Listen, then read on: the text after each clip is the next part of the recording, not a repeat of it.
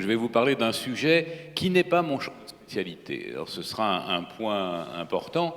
Parler des disciplines et des métiers du CNAM, très bien. Parler de mécanique, en revanche, je ne suis pas mécanicien. Je vais essayer de m'expliquer sur ce point-là et d'expliquer pourquoi, finalement, c'est à moi qu'on a demandé de regarder cet aspect Charles Dupin. Et finalement, avec un peu de raison tout de même, car la personnalité de l'intéressé est telle qu'on peut se considérer sans difficulté comme l'un de ses héritiers. Alors, quelques préalables. Charles Dupin, il a une vie extrêmement longue, 89 ans, et il a une carrière extrêmement longue. Il rentre au CNAM très jeune, il rentre au CNAM en 1819, et vous verrez qu'avant le CNAM, il a déjà fait beaucoup de choses. Et sa chaire, elle a des intitulés évolutifs. Mécanique appliquée aux arts, il n'entendait pas art tout à fait comme arts libéraux, il entendait art comme le début d'artisanat. Mécanique et géométrie appliquées aux arts, car on va voir que c'est avant tout un géomètre, un mathématicien, même s'il fait des applications. Et puis à partir de 1839, l'intitulé de sa chaire perd le mot mécanique, pour une raison simple, c'est qu'il y a d'autres chaires qui s'appellent mécanique. On a embauché Morin, on a embauché plus tard Tresca, qui succéderont à ces aspects-là. Et c'est la géométrie appliquée aux arts et statistiques, car il s'est mis à faire des statistiques. On est toujours dans une branche des mathématiques, c'est l'un d'ailleurs des fondateurs des statistiques descriptives. Puis la géométrie appliquée aux arts tout court, sachant que cette dernière chaire, 1852, il est déjà très âgé, 1864, il a 80 ans. Il restera en fonction jusqu'en 1873, mais à partir de 1864, il a un remplaçant permanent pour ces 9 dernières années, qui est Aimé Locéda, qui deviendra d'ailleurs directeur du CNAM. Alors, nous pouvons considérer que nous sommes nombreux à être ses héritiers, car effectivement, le CNAM en mécanique, c'est la mécanique, les chaires de fabrication mécanique, les laboratoires d'essais mécaniques, et puis les essais mécaniques pour la construction, bâtiments construction peuvent aussi être introduits comme des héritiers. C'est évidemment autour des matériaux et du traitement des matériaux, la métallurgie, les matériaux métalliques, polymères, céramiques, verre, et là on pourrait dire qu'on va un petit peu vers tout de même la chimie, d'une façon ou d'une autre. C'est la mécanique des structures, plus récemment la mécanique des systèmes, introduite par les laboratoires et les derniers titulaires de chaire du domaine. Et alors, mécanique des systèmes, ça va des systèmes célestes jusqu'aux nanosystèmes. La mécanique, c'est l'étude des mouvements et de leurs causes. C'est bien cela tout de même. C'est très vite le machinisme, le mécanique appliqué, et en premier lieu le machinisme agricole au XIXe siècle. Plus près de nous les machines, mais pour ces machines, le pas se prend vers plutôt l'électromagnétisme et les machines thermiques, voire les turbomachines. C'est aujourd'hui les bras articulés, c'est la robotique. C'est évidemment, puisque c'est un mathématicien au départ, le calcul scientifique, les statistiques et toutes les disciplines de la physique et autour de la physique qu'on va voir autour de la mécanique, aérodynamique, acoustique, voire la géomatique. Vous voyez que c'est très peu finalement la métrologie, et pourtant, eh bien, compte tenu d'un concours de circonstances qui fait que la plupart des titulaires des chaires correspondantes sont, pour certains, très récemment passés dans l'éméritat, je dois être l'un des derniers de cette liste à être aujourd'hui en activité avant que les précédentes ne soient renouvelées. Elles sont toutes en cours de renouvellement. On souhaitait que tout de même on reste au sein des professeurs du CNAM. Il y a d'excellents collègues mécaniciens au sein de l'établissement. On a été distingué ce matin d'ailleurs, qui dirige le laboratoire de mécanique, qui est un grand laboratoire du CNAM. Mais c'est pour ça que finalement on s'est dit un métrologue, pourquoi pas. Alors comme en plus il s'est passé beaucoup de choses en métrologie mécanique cette année et l'année dernière, autant vous en parler un petit peu. Mais je vous parlerai de Morin, je vous parlerai de Tresca, je viens de vous parler de Locéda. J'aurais pu, si j'avais été mathématicien, aller vers Bézier, tous ces noms qui sont des noms d'héritiers, finalement, voire de successeurs de Henri Dupin. Un mot sur les questions de discipline, métier, filière, toujours en introduction, pour justifier un petit peu mon titre. Si vous voulez parler de filière, autant aller à l'actualité, au Conseil national de l'industrie, qui en distingue aujourd'hui 17 ou 18, ça dépend comment on compte, au sein des fameux comités stratégiques de filière. Alors je les ai regroupés ici, et vous voyez qu'on ne voit pas dans les filières apparaître le mot mécanique. on ne voit pas dans les filières apparaître le mot mathématique. En fait, ces filières, ce sont des ensembles de secteurs dans lesquels on a des métiers, et ces métiers peuvent être transversaux. Il y a des mécaniciens, évidemment, dans l'aéronautique, dans l'automobile. Il y en a aussi dans la construction, il y en a dans les mines, il y en a, et combien, dans le nucléaire. Il y en a même dans la santé, la sécurité, dans les infrastructures du numérique. Il y a des mathématiciens un petit peu partout, plus en certains endroits que dans d'autres. La logique filière et la logique métier ne sont donc pas tout à fait exactement des logiques identiques, bien qu'elles ressortent toutes du champ professionnel. Que dire des questions de discipline? L'enseignement supérieur est organisé autour des questions de discipline. Soyons honnêtes, la physique, la chimie, même si on leur les affuble des qualificatifs appliqués aux arts, à l'industrie, à ce que vous voudrez. Et l'une des difficultés du CNAM, c'est donc de discuter avec les entreprises qui appartiennent à des filières de ce qui permet d'identifier les métiers de demain, de voir avec les personnes en formation ou susceptibles de devoir rester dans l'emploi ou de s'y insérer, comment, avec l'appréhension qu'elles ont de leur métier et la transversalité correspondante, elles peuvent être attirées pour la formation, et d'organiser le tout en fonction de ressources qui, elles, fonctionnent par discipline. Alors, je ne sais pas si c'est la quadrature du cercle, parce que là, on tomberait dans les mathématiques et nous n'y sommes pas encore, mais préfigurer et former au métier de demain en discutant avec les professionnels des filières, en disposant de ressources selon des disciplines, c'est comme ça qu'il a fallu concevoir les équipes pédagogiques nationales du CNAM d'aujourd'hui, puisque c'était leurs 3 missions. Ça donne des éléments où on est clairement sur la projection, ville et territoire, stratégie. Et vous voyez qu'on est plus sur des domaines, des champs de métiers, des ensembles de métiers que sur des filières. Ça donne pour Dupin, ingénierie mécanique et des matériaux, dont le directeur de l'EPN est dans la salle, j'espère que je ne dis pas de sottises à ce sujet-là, où l'on voit bien qu'on est au carrefour de métiers, de champs de métiers qui s'appliquent dans différentes filières et des disciplines. Total, une transversalité foisonnante, mais à lisibilité parfois limitée quand on cherche à l'analyser selon ses critères, discipline, filière, métier. C'est ça le CNAM. C'est ce caractère foisonnant, cette capacité à passer d'un ensemble à un autre tout en s'y retrouvant, mais n'est-ce pas un peu la réalité du terrain professionnel et des carrières multiformes de nos élèves? Revenons à Dupin. Revenons à Dupin, dont je vais vous parler d'abord sur un plan scientifique, de la géométrie aux applications. Puis j'essaierai d'évoquer avec vous le professeur, et le professeur au CNAM qui a fait bien d'autres choses dans sa vie. Ce n'est pas parce qu'il est professeur au CNAM qu'il est passé à la postérité, encore que c'est sans doute, de la façon la plus sûre, le mathématicien appliqué qui est passé à la postérité. Enfin, j'essaierai de vous montrer comment ses successeurs immédiats ont été à la base de la révolution de 1875 de la métrologie mécanique, révolution parachevée pratiquement en 2018-2019. Il faut bien que je vous parle un tout petit peu de choses que je connais. Dupin, donc. Bien, Dupin, c'est un jeune polytechnicien sous le Consulat, puis sous le Premier Empire, qui, ingénieur du génie maritime, alors génie maritime, c'est les 3 premiers, c'est véritablement le nec plus ultra des grands corps de l'Empire et de l'État à ce moment-là, qui se met à travailler à l'arsenal d'Anvers, qu'il réorganise, celui de Corfou, où il organise même une université, une académie même ouverte, ionienne, dans les îles ioniennes, qui met en place le musée de Toulon, qui existe toujours encore aujourd'hui pour des questions liées au génie maritime. Correspondant de l'Académie des sciences en 1814, il a 30 ans, membre en 1818. Vous remarquerez qu'entre 1814 et 1818, on a quand même changé de régime.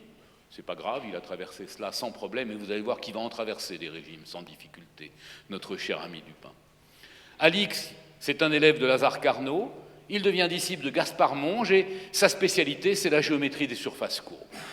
Alors là, on est dans les mathématiques, on peut se dire, mais où est la mécanique ? Où est la mécanique dans ces produits qui sont parvenus jusqu'à nous, que sont les cyclides de Dupin, l'indicatrice de Dupin, le théorème, les théorèmes de Dupin, et je suis sûr que tous, vous connaissez au moins l'un des théorèmes de Dupin, parce que vous ne le connaissez pas sous ce nom-là. Et évidemment, ce qu'il écrit, ce qu'il publie, ce qu'il fait rentrer à l'Académie des sciences, ce sont des développements de géométrie descriptive à la suite et avec les applications des travaux de Gaspard Monge, dont il restera un élève fidèle jusqu'à la fin de sa vie, un défenseur acharné même de sa mémoire. Il applique ses travaux, comme on le verra un peu, à la construction des navires, notamment en ce qui concerne la prévision, les dessins, mais aussi les outillages, les procédés de fabrication, d'usinage ou en tout cas de formation, de capacité à donner les formes d'emboutissage des tôles correspondantes et d'assemblage correspondant. Il applique ça pour les fortifications également et travaille en particulier à faire des essais de résistance des matériaux. Il n'est donc pas dénué du tout dans ses premières années d'exercice des questions relatives aux applications directes des travaux qu'il développe. Alors, les cyclides de Dupin, qu'est-ce que c'est? Doctissimus cum libro, tout ce que je vous présente sur ce transparent, je l'ai appris il y a moins de 3 semaines, c'est-à-dire depuis que j'ai cherché à comprendre comment vous exposer les éléments relatifs à Dupin et à ses cyclides. Tout sauf la fin. Eh bien, ce sont des transformés de Thor par ce qu'on appelle des inversions. Les inversions, c'est quand on prend un centre d'inversion et qu'à partir d'une surface, d'un ensemble, on calcule la surface transformée quand on trace une droite d'un point de cette surface au centre et qu'on applique une distance sur cette droite avec un coefficient multiplicatif en mettant la distance initiale au dénominateur. On fait l'inverse. On peut représenter aussi cela à partir de ces éléments tout à fait intéressants là que sont ces courbes qui sont en fait des coniques dans des plans perpendiculaires. Et si on fait voyager des familles de cercles sur ces coniques, eh bien les enveloppes, familles de sphères pardon, sur ces coniques, les enveloppes de ces sphères donnent la surface d'une cyclide de Dupin. Pourquoi ce deuxième élément? Eh bien parce que les courbes orthogonales, la courbure orthogonale, c'est vraiment la spécialité de Dupin. On va le retrouver dans la totalité des éléments qu'il a laissés à la postérité. Alors ça donne des cyclides en anneaux, en croissants, avec des croissants dedans, dehors, des croissants nuls, des très très jolies figures dont on pourrait se demander à quoi elles servent, mais en fait elles servent. Elles servent et elles servent encore récemment aujourd'hui parce que c'est facile de faire de la conception et de la fabrication assistée par ordinateur quand on a des droites, quand on a des surfaces réglées, quand on a des surfaces, comme on dit, du second ordre. Mais quand on a des sphères et des cylindres, quand on a des cônes à rabouter à d'autres cônes, eh bien à un moment donné, il faut quitter ce domaine merveilleux des surfaces réglées qui se donnent avec des droites. Et pour les quitter, il faut aller point par point concevoir ces éléments avec des éléments finis au travers de surfaces quadriques qui sont les cyclides de Dupin. Mesdames, Messieurs, on enseigne aujourd'hui dans les écoles d'ingénieurs de fabrication mécanique les cyclides de Dupin comme éléments d'outils qui permettent de rabouter ce qu'il est facile de faire en CAO, de le faire là où on ne peut pas le faire facilement, avec ces bras automatisés, ces bras robotisés que l'on va commander grâce à ces travaux de Dupin. Deuxième élément plus simple, l'indicatrice de Dupin. L'indicatrice de Dupin, c'est ce qui permet de voir comment au voisinage d'une surface, un point, au voisinage d'un point d'une surface, un point régulier, bien sûr, un point où tout se passe bien, un point de la vraie vie, un point physique, où il n'y a pas de trucs un peu bizarres ou anecdotiques, bien, comment la surface se comporte à ce voisinage, un peu au-delà de dire, ouais, il y a une bosse vers le bas, vers le haut, etc. Surface, il y a 2 dimensions, il y a de la courbure.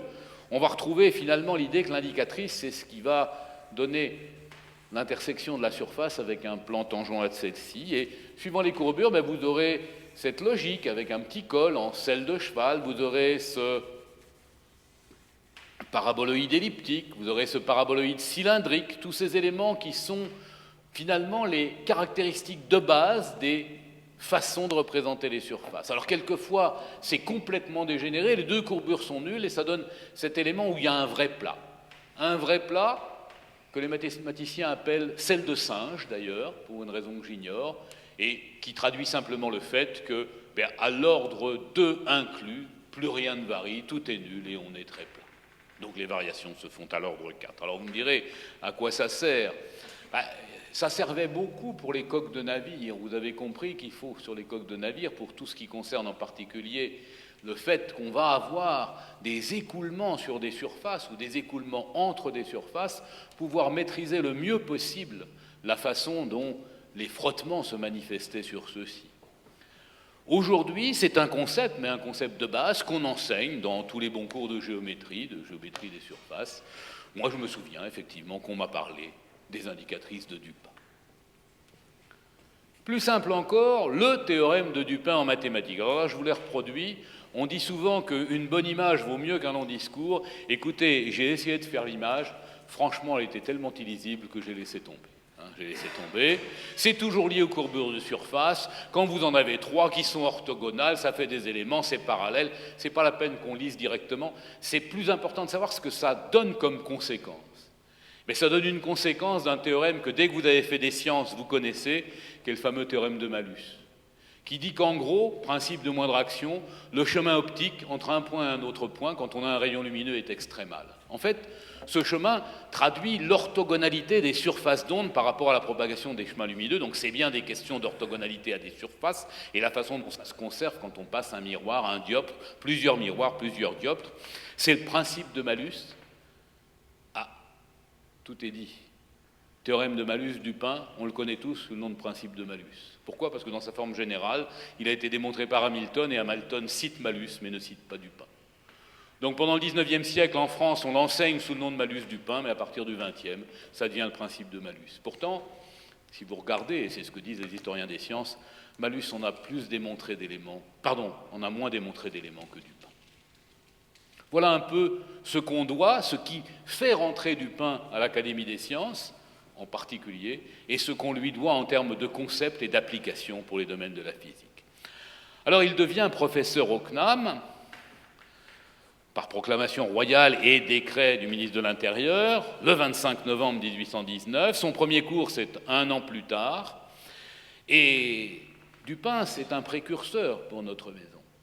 C'est un précurseur parce qu'il sait ce que c'est que l'affinité populaire. Il a essayé de développer, l'éducation populaire. Il a essayé de développer ces éléments pendant qu'il était en poste dans les îles Ioniennes, à Corfou.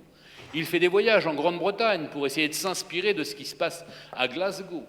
Il utilise un style qui n'est pas celui du théorème que je viens de vous projeter, mais qui est illustré, qui est pratique. Encore que, et je suis allé regarder un peu ce qu'il a publié comme enregistrement écrit, évidemment, de ses cours, qu'il s'agisse de mécanique, tome 1er géométrie, tome 2 mécanique, et ces deux-là sont publiés à Bruxelles, tome 3e dynamie, on va dire que c'était dynamique, c'est ça que ça veut dire, la cause des mouvements, les mouvements et leurs causes, publié à Paris, c'est quand même assez austère. C'est austère et pourtant, il accueille des centaines et des centaines d'élèves. Plus, nous disent les historiens, que ses deux collègues, reliés l'un à l'autre, confondus. À tel point qu'on s'inquiète de ces rassemblements dans les ministères de la Restauration, qui, tout de même, sont des rassemblements d'artisans, d'ouvriers, de personnes peu sûres, et qu'on essaie donc de contrôler, surtout quand on est sous la tutelle du ministère de l'Intérieur. C'est lui qui, le premier, dit qu'il faut faire des cours à la sortie des ateliers, donc le soir, il le fait en 1825. C'est lui qui se dit, maintenant que j'ai écrit mes cours, eh bien écoutez, on va les diffuser en région. J'ai un réseau, le réseau des polytechniciens, en particulier à Metz, avec l'école d'artillerie, dirigée par Poncelet, un autre grand mathématicien. Et pendant quelques années, plus de 40 professeurs, dans 100 lieux d'enseignement, répètent les enseignements populaires de Dupin. C'est la base de notre réseau de centres régionaux. Ça s'arrêtera malheureusement parce que Dupin va finir par s'intéresser à bien d'autres choses que ces aspects-là, qui passeront peut-être un peu au second plan. Dans la suite, on retrouvera Dupin extrêmement présent lorsqu'il s'agit d'assurer la présence française dans les expositions universelles, la présence de l'industrie française, des artisans industriels français, regroupés autour de concours, autour de développement. J'y viens dans un instant. Mais retenons ces deux éléments, premier cours du soir, première opération au cœur de territoire. Alors évidemment, les honneurs s'accumulent. Voici, quelques années plus tard, ce qu'il met au travers de l'entête de ses ouvrages. Et pourtant, à la fin, il n'est toujours qu'officier de la Légion d'honneur. Vous verrez, ça va progresser, ça va augmenter, il n'y a pas de souci sur ce côté-là. Il est baron en 1824, il est député d'Urtarn en 1828, révolution de 1830, peu importe, il est réélu à Paris, il sera réélu en 1834, il devient conseiller d'État. Comme il se met à faire des traitements d'économie politique et des questions correspondant à l'économie politique, il devient membre de l'Académie des sciences morales et politiques en 1932. Il est même ministre en 1834. Il est toujours professeur au CNAM, mais il est quand même ministre. Alors, c'est un ministère, c'est le ministère Maret pour les historiens. Le ministère Maret, il dure moins d'une semaine, il dure 3 jours, je crois. Alors on dit qu'il est ministre 8 jours, 3 jours, ça dépend un peu, le temps qu'il s'installe, qu'il reparte. Donc c'est un éphémère ministre de la Marine, évidemment, et des colonies.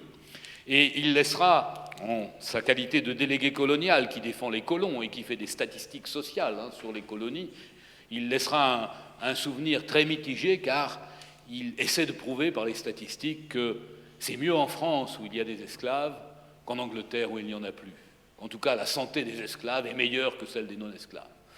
Évidemment, c'est un discours qui passe mal, et qui passe d'autant plus mal aujourd'hui qu'on traite de cela dans un établissement dont l'humanisme est la caractérisation principale.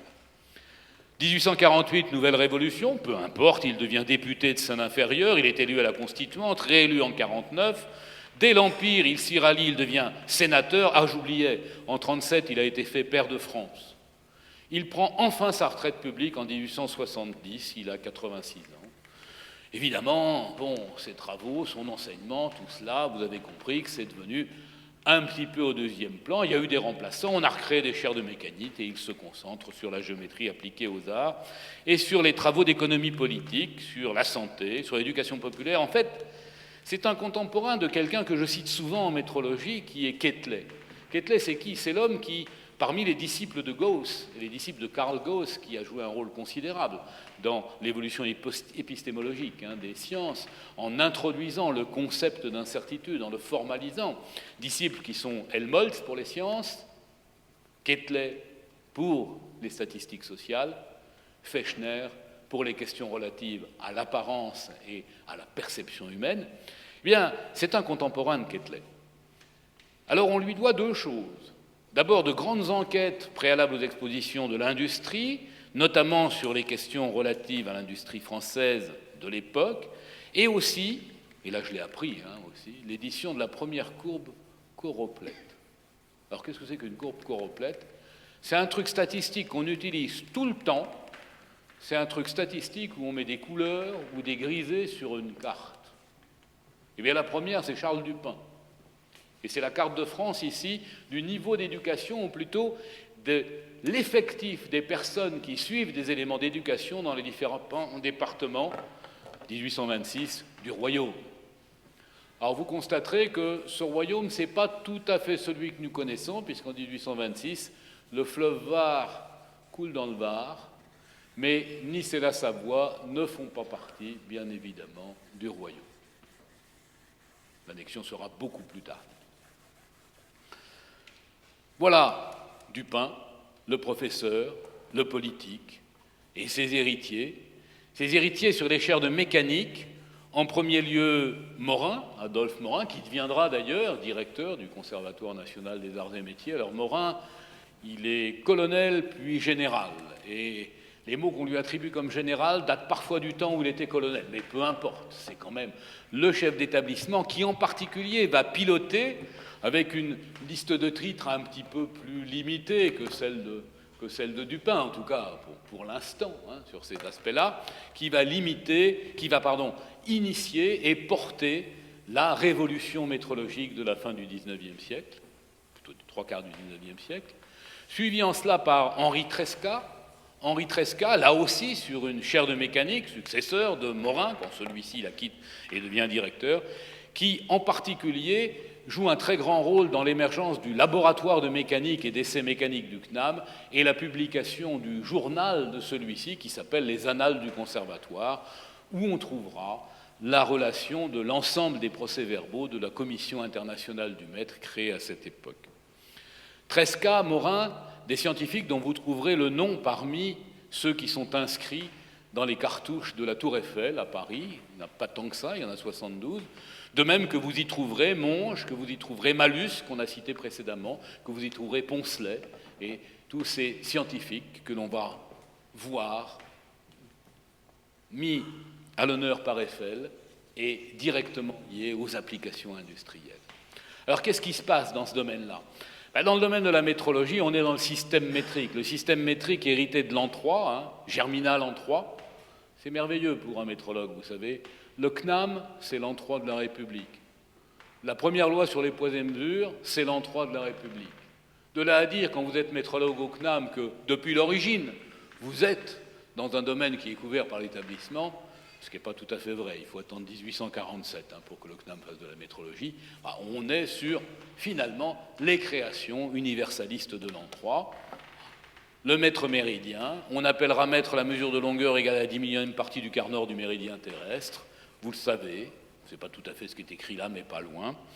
Ça marche pas mal. Et puis tout le reste s'en déduit, les kilogrammes.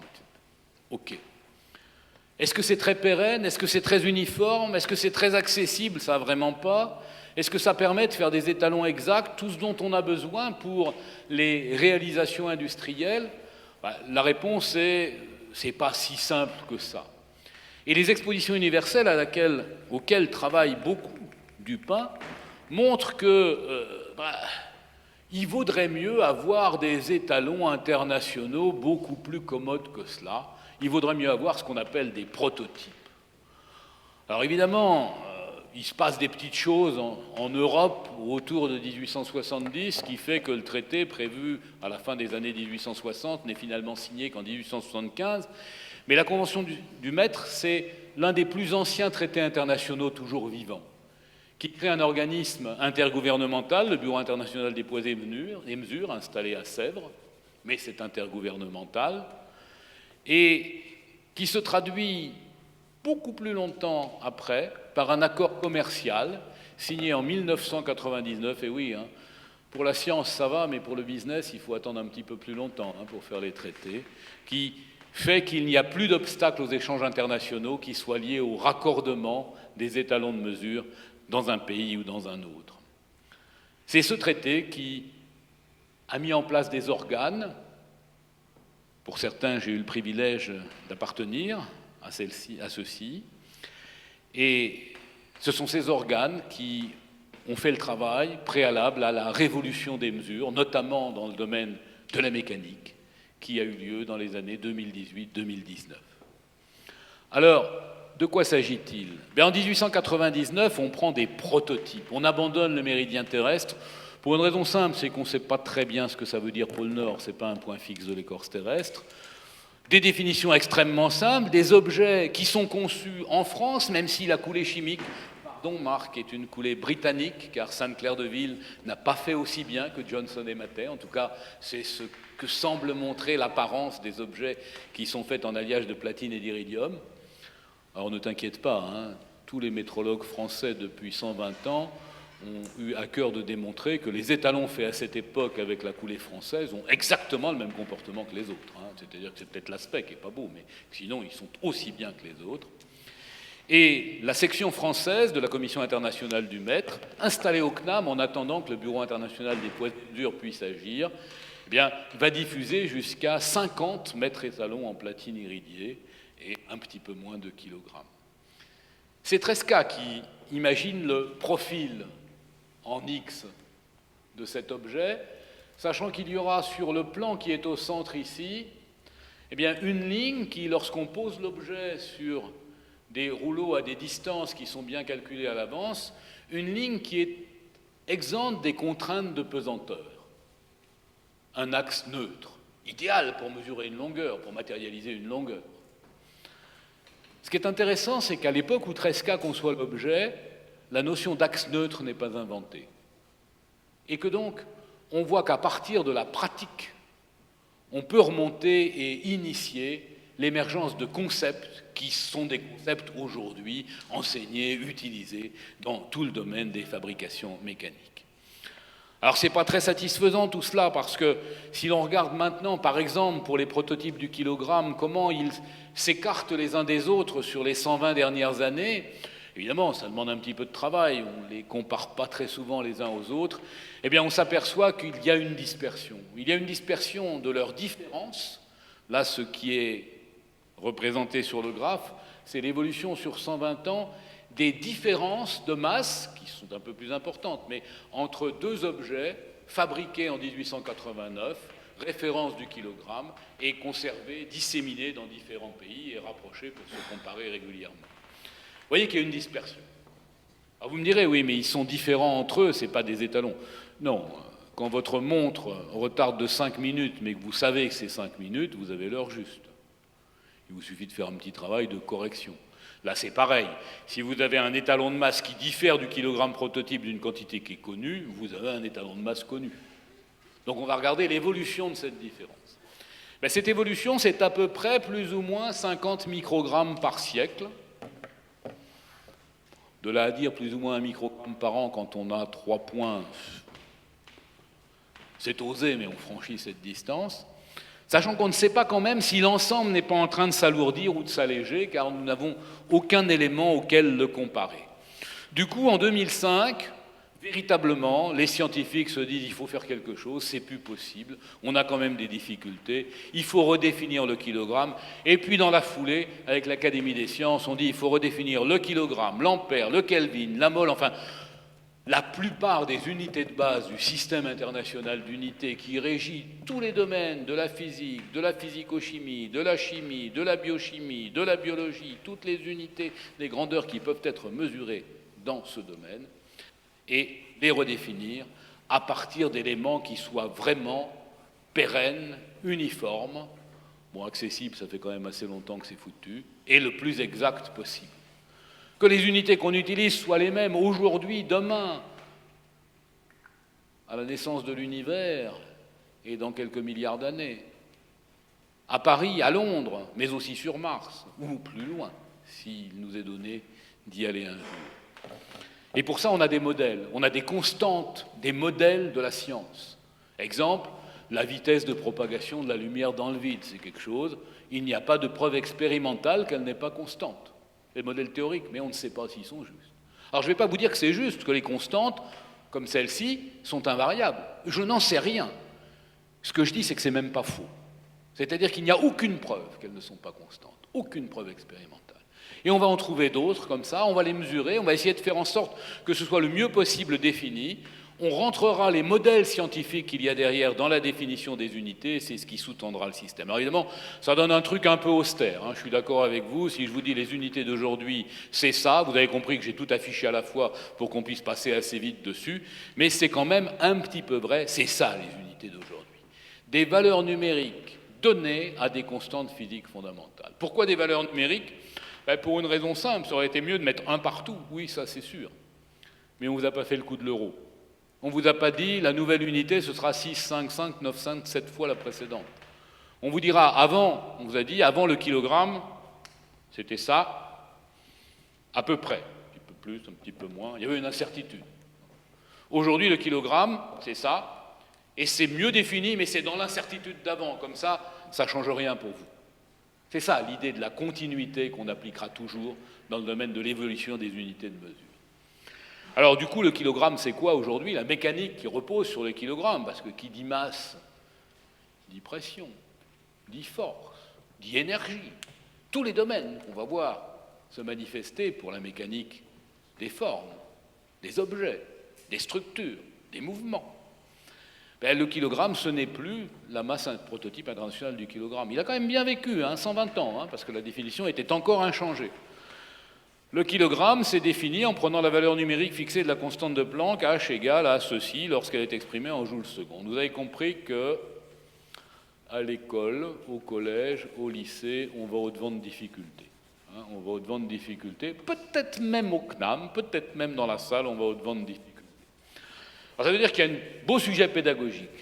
Mais tout de même, si on a fait ça, c'est que c'est particulièrement intéressant. Parce que maintenant, si vous voulez, par exemple, essayer de déterminer la masse d'un implant oculaire, et ça c'est important, et un implant oculaire, c'est pas lourd, croyez-moi, on est sur quelques dizaines à quelques centaines de microgrammes.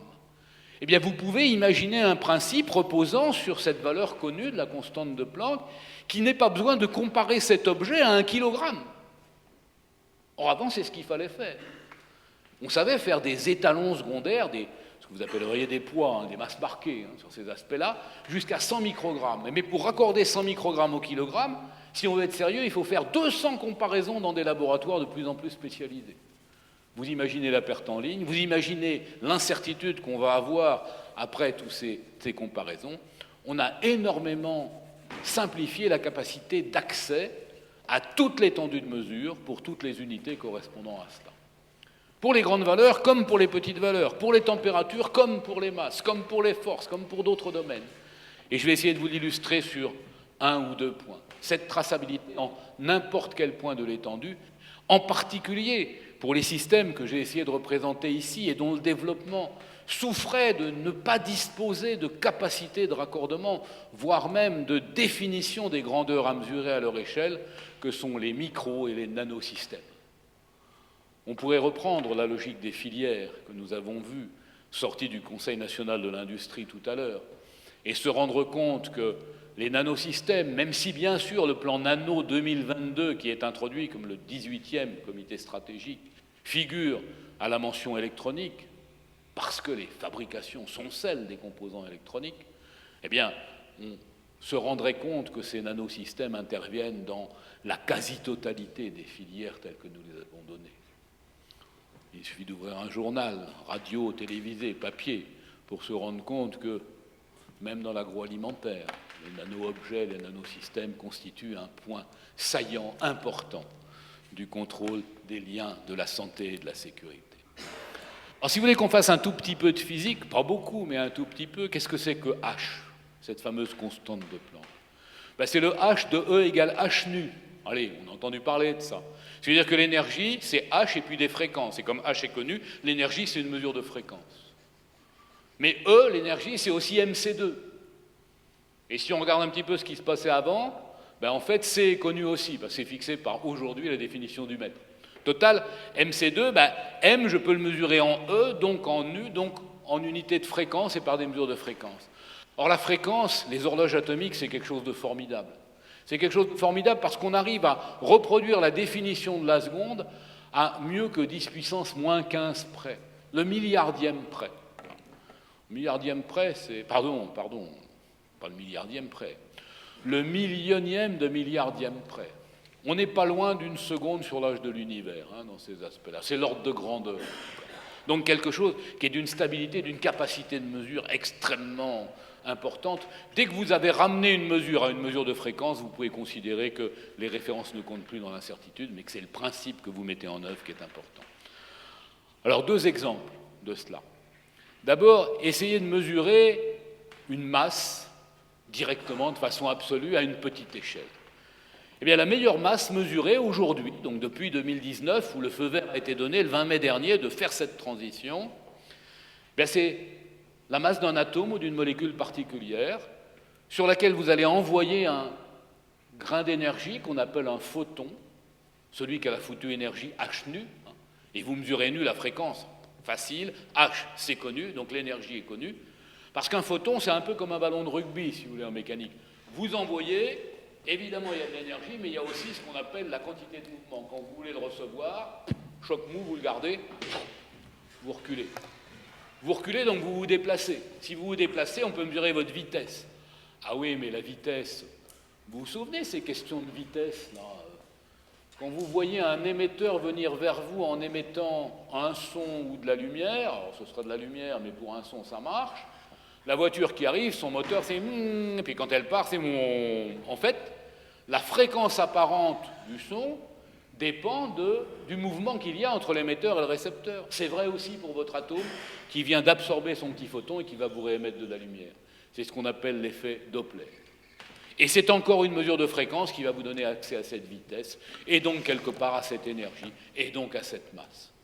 Alors c'est un petit peu plus compliqué que ça, il faut faire des éléments d'interférométrie atomique pour réussir à mesurer ces éléments proprement, mais c'est ce qui va nous permettre, en contrôlant le recul donné sur un atome par un photon, de mesurer le mieux possible les masses, et après on passera à des systèmes plus compliqués, et puis à des systèmes avec plus d'éléments, voire à des systèmes macroscopiques, puisqu'on sait aujourd'hui le faire. Autre capacité, toujours dans le domaine de la mécanique, Les faibles forces, vous allez me dire, mais ça sert à quoi les faibles forces? Ah, ça sert à quoi? En chimie, en biochimie, en biologie, on manipule des objets où on aime bien de temps en temps, et on sait le faire maintenant, aller prendre un morceau d'une molécule compliquée quelque part avec une pince. Alors évidemment, ce n'est pas une pince comme ça, hein, c'est une pince optique, ceci, à faible échelle, et faire en sorte que, je vais essayer de couper ça quand même, voilà, pardonnez-moi, de faire en sorte que on puisse prendre cette molécule, ce morceau de molécule, le transporter ailleurs, faire le réarrangement moléculaire de ceci. Il faut contrôler la force avec laquelle on regarde. Elle n'est pas grande, hein, la force avec laquelle on regarde. On sait aujourd'hui faire des étalons de force à l'échelle de 500 femtonewtons. Alors vous allez me dire, quoi 500 femtonewtons? Ce coup-là, je vais essayer de ne pas me tromper. 500 millionièmes de milliardième de newton. J'ai réussi. Vous allez me dire, qu'est-ce que c'est que le newton? Oh, le newton, ben écoutez, le poids d'un kilogramme, c'est à peu près 10 newtons. Un peu ça. Donc c'est une force. Pas négligeable, enfin quand même. Si vous la divisez par 10 puissance moins 13, ça vous fait, multiplié par 10 puissance moins 13, ça vous fait quand même pas énormément. Eh bien, on sait mesurer ça. On sait mesurer ça comment? Toujours en envoyant des photons, cette fois-ci, sur une cavité, un petit objet, en gros, un ensemble de 2 miroirs. Ça vous pousse l'un des miroirs, donc ça vous décale un peu la longueur de la cavité. Donc, la fréquence de résonance, c'est comme si dans un instrument d'optique, vous aviez un son qui n'était plus tout à fait accordé. Ben, la fréquence de résonance est un peu différente, et j'ai ramené mon déplacement, donc ma force, à une mesure de fréquence. Tout ça ne me dit pas ce que c'est que 500 femtonewtons. Bon, on va essayer de donner une autre image. Prenez un homme, une femme, ou 2 hommes, ou 2 femmes. Le problème n'est pas là. Ce qu'il faut, c'est que chacun représente une masse d'à peu près 70 kg. Vous les mettez à 1000 mètres l'un de l'autre. Alors vous le savez, la Terre et la Lune s'attirent, force gravitationnelle. Le Soleil et la Terre s'attirent, ce sont des masses, force gravitationnelle. Cet homme et cette femme, ces 2 hommes, ces 2 femmes, s'attirent irrésistiblement l'un vers l'autre par une interaction gravitationnelle. Vous reconnaissez que vous ne la ressentez pas beaucoup. Eh bien, s'ils sont à 1000 mètres l'un de l'autre, cette force, c'est à peu près 500 femtonewtons. Voilà typiquement ce qu'aujourd'hui, on est capable de matérialiser et de mesurer. Et évidemment, ça ouvre la voie à la mécanique de tout ce qui est les nanosystèmes, les nanostructures. Est-ce que c'est l'héritage de Dupin? Je n'en suis pas complètement sûr. Cependant, je crois que ce qu'il faudrait retenir de ces éléments, c'est que, bien sûr, Dupin, au bout de quelques années, le CNAM n'était plus le centre direct de ses préoccupations. Cela dit, il avait su faire en sorte que des successeurs actifs soient là, plus actifs que lui peut-être, et son rôle politique tutélaire continuait à s'exercer, notamment pour favoriser l'éducation populaire, pour favoriser le développement de l'artisanat et de l'industrie. Et je crois que c'est un bon exemple de couplage entre le plus fondamental et le plus appliqué, qui est sans doute l'une des caractéristiques de notre maison. Il est resté jusqu'au bout, malgré les honneurs, la plaque de grand officier de la Légion d'honneur que vous avez vu passer sur une de ces photos, assez fidèle aux idéaux humanistes des origines du CNAM et de l'abbé Grégoire.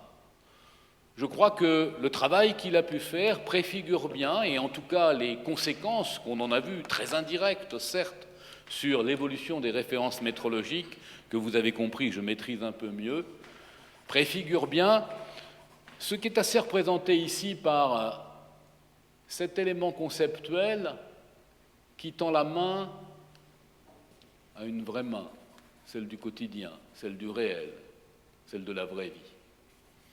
La modélisation est le réel, l'outil d'un progrès raisonné, choisi et partagé par le plus grand nombre. Alors, je n'ai pas inventé ça.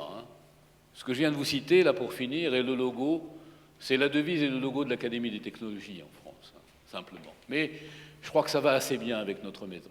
Merci de votre patience.